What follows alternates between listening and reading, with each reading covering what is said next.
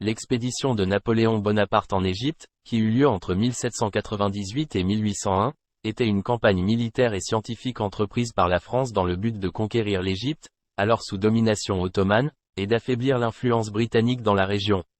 Outre ses motivations politiques et stratégiques, cette expédition était également destinée à mener des recherches scientifiques et à découvrir les richesses et l'histoire de l'Égypte ancienne. La campagne de Napoléon en Égypte a conduit à une série de découvertes archéologiques majeures qui ont profondément influencé la compréhension de l'Égypte antique.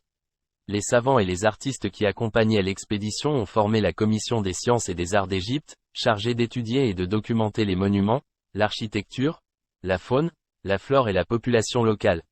L'une des découvertes les plus célèbres de l'expédition fut la découverte de la pierre de Rosette en juillet 1799. Cette stèle de basalte inscrite en 3 langues, hiéroglyphes égyptiens, démotiques et grecs, a joué un rôle crucial dans le déchiffrement des hiéroglyphes égyptiens par Jean-François Champollion des décennies plus tard. La pierre de Rosette demeure un symbole de l'ingéniosité humaine et de la persévérance intellectuelle.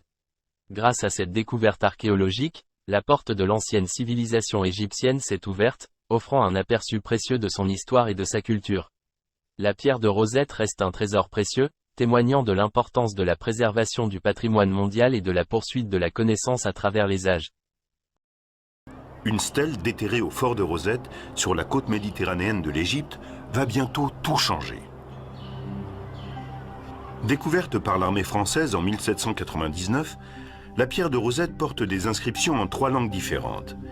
Il y a des hiéroglyphes égyptiens, du démotique, une forme d'écriture utilisée au cours du second siècle avant Jésus-Christ, et du grec.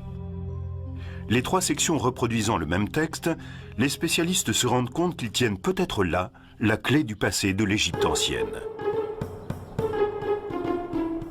Mais ce n'est pas si simple. Il est clair dans la section grecque que les inscriptions font l'éloge du pharaon Ptolémée V. Mais malgré leurs efforts, les érudits n'arrivent pas à relier les différentes langues entre elles. On a dû d'abord dépasser l'idée que les hiéroglyphes égyptiens seraient des idéogrammes, chaque signe représentant une idée. Un des premiers Européens à percer une partie de l'énigme est un savant britannique du nom de Thomas Young. 16 ans après la découverte de la fameuse pierre, Young comprend que le nom de Ptolémée, lisible dans la partie grecque, correspond à un groupe de hiéroglyphes entourés d'un ovale, ce qu'on appelle un cartouche. Il lui paraît soudain évident que ces hiéroglyphes reproduisent phonétiquement le nom de Ptolémée. Mais ce n'est qu'une partie de la solution.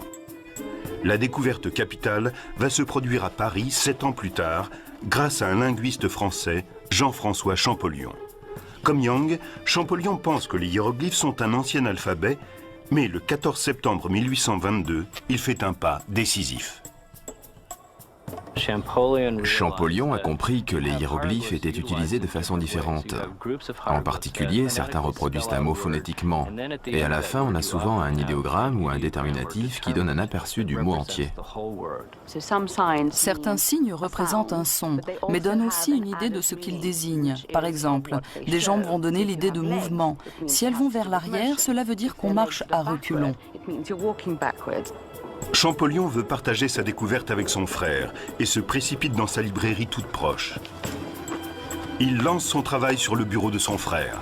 Ça y est, j'ai trouvé. Et s'évanouit aussitôt. Quand il revient à lui 4 jours plus tard, il commence à élaborer un dictionnaire et une grammaire d'égyptien ancien.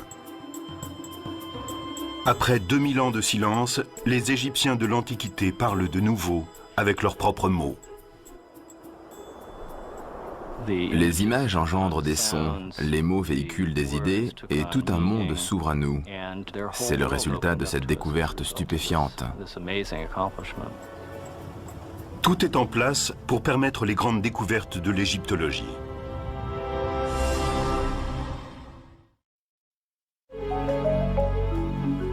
En naviguant parmi les milliers d'images numérisées du site Éternel Égypte, on comprend l'importance du déchiffrage des hiéroglyphes, car on les retrouve partout.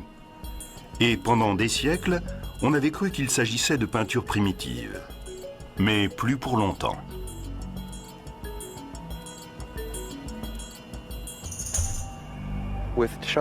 Champollion parvient à déchiffrer les hiéroglyphes et d'un seul coup, les murs des temples et des tombes tout au long dans la vallée du Nil commencent à parler. Il fallait donc aller collecter toutes ces inscriptions. Parmi les hommes qui entreprennent ce voyage, on trouve un jeune savant anglais, John Gardner Wilkinson. Profitant de la paix relative qui suit le départ de l'armée française, Wilkinson visite les sites les plus fascinants de l'Égypte antique. Comme les érudits de Napoléon 20 ans plus tôt, il recopie à la main des milliers d'inscriptions. Mais alors que ceux-ci devaient se contenter de reproduire les hiéroglyphes, il peut les lire. On découvrait ce qui intéressait les Égyptiens, quelles étaient leurs préoccupations. On s'est aperçu tout à coup que leur vérité était très proche de la nôtre.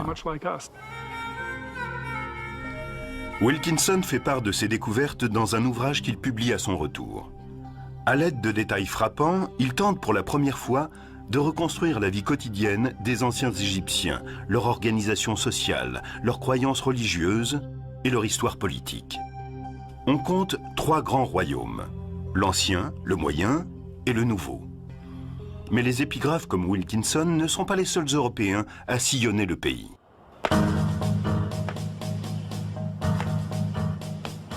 Un certain nombre de collectionneurs descendent aussi la vallée du Nil. Ils s'essaient à l'archéologie, découvrent des sites inconnus et des trésors inestimables. Mais les fouilles qu'ils pratiquent sans discernement vont considérablement retarder les futures recherches.